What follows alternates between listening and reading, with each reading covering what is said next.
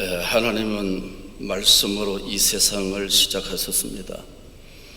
하나님은 말씀과 함께 이 세상에 오셨습니다. 하나님은 말씀하시기 위해서 우리에게 오셨습니다.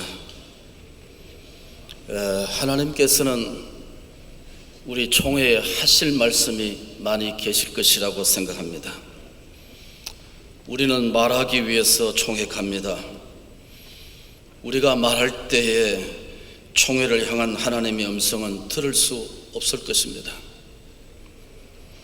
총회를 향한 하나님의 음성이 분명히 있었을 텐데 우리는 하나님의 음성을 외면하고 총회를 향한 하나님의 세미한 음성을 우리가 듣지 않으므로 총회에 우리가 여러 가지 난백성을 보일 때도 참으로 많이 있지 않나 그렇게 생각합니다. 우리의 말 가운데 하나님이 역사하시는 것이 아니라 우리가 서로 주고받는 말 가운데 성령이 역사하는 것이 아니라 말씀 있는 곳에 은혜도 주의 성신도 역사할 줄로 믿습니다. 요나의 시작은 말씀하심으로 시작합니다. 요나의 시작은 하나님의 말씀하심과 우리의 들음으로 시작하는 것입니다. 하나님께서 자기 자신을 드러낼 때 그것을 우리는 계시라고 하는 것입니다. 하나님은 자기 자신을 구약이나 신약이나 자기 자신을 드러낼 때 우리를 그걸 데오판이라고 하는 겁니다. 하나님의 현현이라는 것이죠. 우리가 하나님이 자기 자신을 드러낼 때 가장 특별한 계시로서는 우리가 하나님의 말씀이죠. 말씀을 통해서 하나님은 자기의 뜻을 우리에게 선명하게 드러내십니다. 하나님은 요나에게 일어나라고 말씀하셨습니다. 2절 말씀에 제임스 보이스는 이것을 세 가지 동사를 통해서 설명을 했습니다. 일어나라, 가라, 그리고 외치라 그랬습니다. 존 스토트는 이것을 침묵은 죄라고 했습니다. 우리가 사역해야 할 삶의 현장은 완악하고 딱딱하고 이단과 잘못된 그런 사조들이 우리 한국 교회에 휘젓고 있고 교회를 어지럽고 있고 그런 교회가 찌그러드는 그런 모습을 가지고 있습니다. 이런 교회에 우리가 하나님 말씀 받고 가라는 것입니다. 존 스토트는 다시 말하길 침묵은 죄라고 말했습니다. 우리가 지금은 외칠 때고 하나님의 말씀을 듣고 외칠 때라는 것입니다.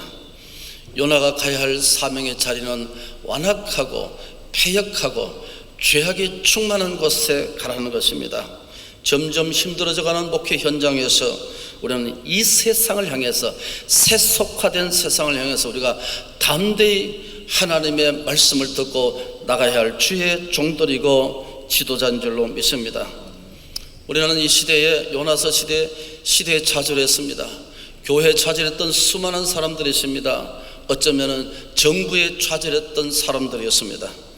그런데 요나는 하나님이 가라는 말씀대에서 내셔널리즘, 민족 감정, 또 개인의 감정, 국가적 감정을 앞세우고 가지 않았습니다. 우리는 총회 다니면서 많은 감정의 직것들이 있습니다. 여러분, 우리 개인의 감정과 어떤 감정보다도 위에 있는 것이 무엇입니까? 하나님이 가라고 하는 것입니다. 우리가 가야 할, 외쳐야 할 대상이라는 사실입니다. 그래서 이것을 가라고 했을 때, 가지 않았을 때 그는 뱀이창에 들어가서 잠을 자게 됐습니다. 70인역 세투아젠트에 보면은 이것을 해석하기를 깊이 코를 골며 잔다고 했습니다. 어떤 것은 좀 과격한 해석인지 몰라도 자빠져 잔다고 해석했습니다. 오늘 우리가 자다가 깰 때가 된 것입니다. 시대가 어려울수록, 총회가 어려울수록, 오늘 교회가 찌그러지고 쪼그라지는 이런 시대 속에서 우리는 뭡니까? 자빠져 자지 아니하고 하나님 앞에 부르짖고 생명을 붙들고 눈물을 흘릴 수 있는 여러분의 지도자가 임원들이 되기를 축복합니다. 우리는 모이기 위해서 모이는 것이 아니라 생명을 권하기 위해서 모였습니다. 우리를 위해서 모인 것이 아니라 총회를 위해서 모였습니다.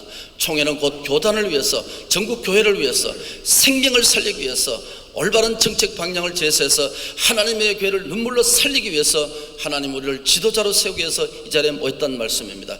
그것이 하나님의 음성입니다.